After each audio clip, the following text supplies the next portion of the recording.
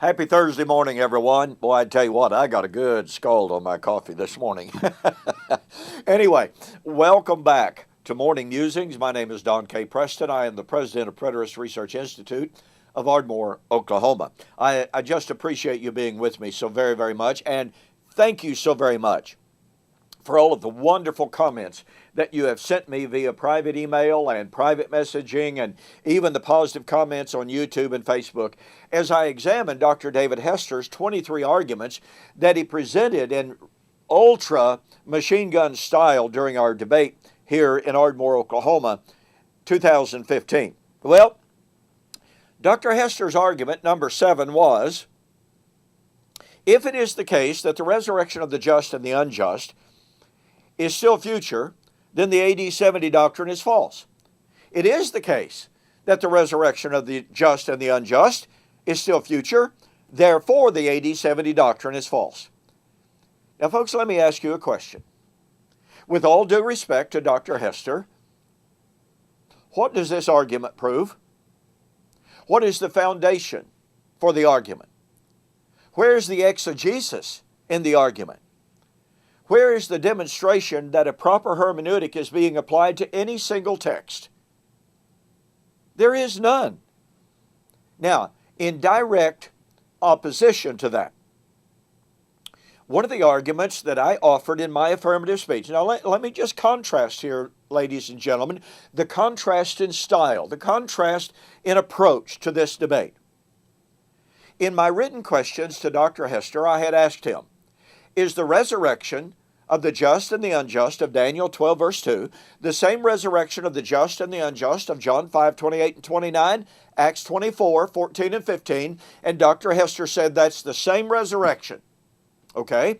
I pointed out that by agreeing that John 5, 28 and 29, and Acts 24, 14 and 15, are the same resurrection of Daniel 12 verse 2, that Dr. Hester was thereby agreeing and saying that the resurrection of 1 Corinthians 15 is the same resurrection of Daniel chapter 12. And Dr. Hester from his table said, I never said that. I never said that. Well, you know, ladies and gentlemen, this really was a diversionary, obfuscatory response.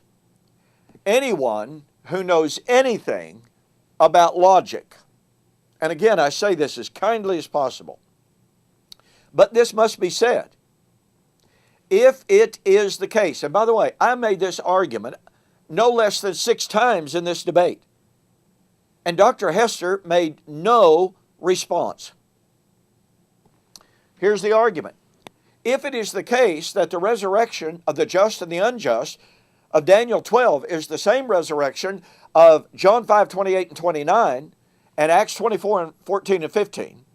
And if it is the case that the resurrection of John 5, 28 and 29, and Acts 24 and 14 and 15 is the same resurrection of 1 Corinthians 15, then it must be the case that the resurrection of 1 Corinthians 15 is the same resurrection of Daniel chapter 12, verse 2. It is the case that the resurrection of the just and the unjust of John 5, 28 and 29, Acts 24, 14 and 15 is the same resurrection of 1 Corinthians 15. Dr. David Hester agrees with that position. I know it, he knows it, everyone who follows him knows it. Therefore, since the resurrection of John 5 and Daniel 12 is the same resurrection of 1 Corinthians 15, and since Dr. David Hester said Daniel 12 is the same resurrection as John 5 and Acts 24, that demands logically, and let me say this, folks, I mean no disrespect whatsoever, but anyone who knows anything about logic knows this is absolutely irrefutable. If it is the case that John 5, Acts 24 equals 1 Corinthians 15, then since it is the case, per Dr. David Hester, that Daniel 12 equals John 5 and equals Acts 24, it must be the case that Daniel 12 equals 1 Corinthians 15. And that demands that since Daniel chapter 12, verse 2, the resurrection of the just and the unjust was to be fulfilled, quote, when the power of the holy people has been completely shattered, unquote, that demands that the resurrection of 1 Corinthians 15 was fulfilled when the power of the holy people was completely shattered. What was David Hester's response to that? Well, he got up, and after admitting that Daniel 12 is equal to John 5 and Acts, he tried to say, well, maybe it's not the same after all. And then, in the same debate, he reverted to the admission that it is a reference to the final resurrection. Oh, but then he tried to escape the force of my argument by admitting very subtly that even if it did apply to AD 70, see, there's the admission, even if it did apply to AD 70, it cannot be restricted to that. He gave no argument to prove it. He gave no exegesis to prove it. He gave no logic to prove it. He simply asserted it.